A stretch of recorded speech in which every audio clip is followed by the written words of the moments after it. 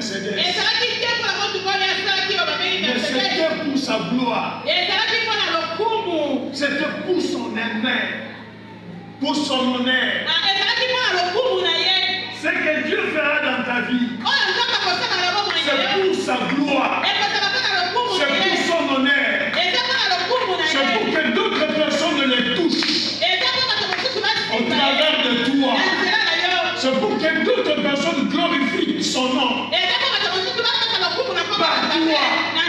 En voyant ce que Dieu a fait dans ta vie, ils vont dire Dieu est vivant. Nous aussi nous allons suivre ton Dieu. Nous aussi nous allons suivre ton Dieu. Oui, bien-aimés, les enfants d'Israël quand ils sont sortis de l'Égypte, il y a des circoncis qui sont sortis aussi, qui ont suivi les enfants d'Israël. À cause de ce qu'ils ont vu, ils ont vu la main de Dieu. Ils ont vu la gloire de Dieu. Oui, Dieu veut sauver le monde. Mais pour sauver le monde, il y a des choses qu'il fera dans ta vie. Pour que les gens disent que ton Dieu est réellement vivant. Que ton Dieu est capable. Ton Dieu peut faire n'importe quoi. Je veux aussi suivre ton Dieu. Voilà pourquoi celui qui prie doit connaître les voies de Dieu. Si tu ne connais pas les voies de Dieu, tu n'arriveras pas dans ta destinée. Pour arriver dans ta destinée, tu dois connaître les voies de Dieu. Les personnes à qui Dieu a fait des choses, des personnes que Dieu a utilisées, ce sont des personnes qui connaissaient les voies de Dieu. Ils connaissaient comment est-ce que Dieu fonctionne. Et la personne que nous avons pris aujourd'hui comme modèle, c'est Joseph. Bien aimé, Dieu a élevé Joseph. Mais la question est celle-ci. Comment cela s'est-il passé? Même Marie, quand l'ange est venu la visiter, elle a posé la question à l'ange. Comment cela se fera? Comment cela se fera? Si Dieu veut te visiter, il y a la manière dont les choses doivent fonctionner. Et si toi tu ne sais pas les voies de Dieu, tu risques d'être englouti, de t'arrêter quelque part et de ne pas voir la main ou la gloire de Dieu dans ta vie. Qu'est-ce que ça s'est passé avec notre frère Joseph? Bien aimé, en lisant ce texte, nous allons comprendre une chose, que ce que Dieu considère, c'est notre attitude. Pour que Dieu fasse quelque chose dans ta vie, tu dois avoir une attitude qui plaît à Dieu. Mais écoutez, il y a des circonstances qui vont venir dans ta vie. Les circonstances, quand ça vient dans ta vie, c'est pour bousculer ton attitude. La situation qui est arrivée dans ta vie, pêche qui est arrivée dans ta vie, peut changer ton attitude, peut détruire ton attitude, peut t'amener à avoir une mauvaise attitude, ce qui t'empêchera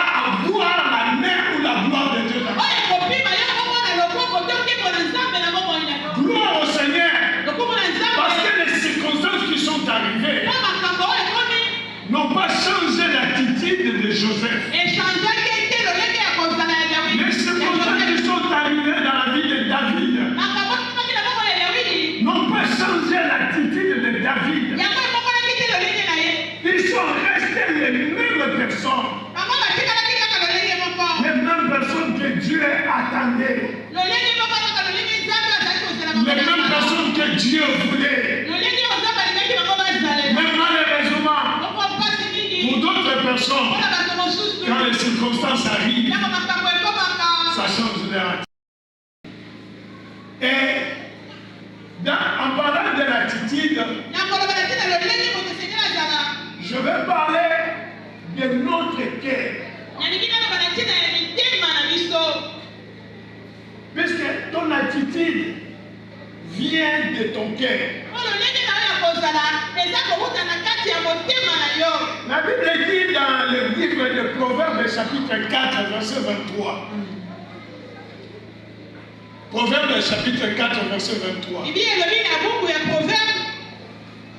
Garde ton cœur plus que toute autre chose. Car de lui viennent les sources de la vie.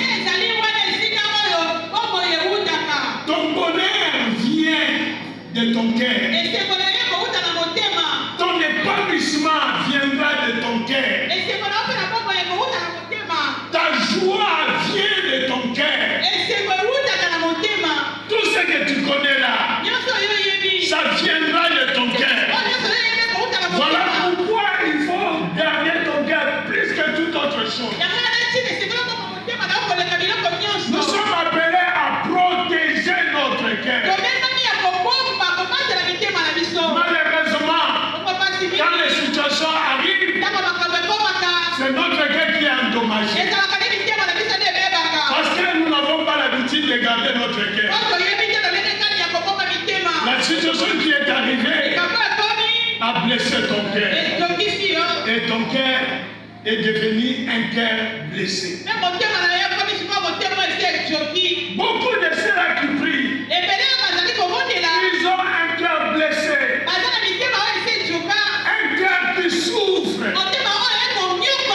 Un cœur qui saigne.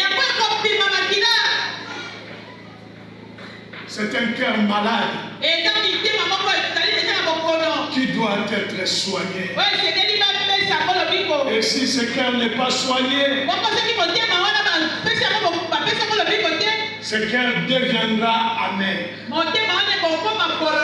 Si ton cœur ne devient pas amer, ton cœur deviendra rancunier. Si ton cœur ne devient pas rancunier, ton cœur deviendra jaloux. Si ton cœur ne devient pas jaloux, ce cœur deviendra froid.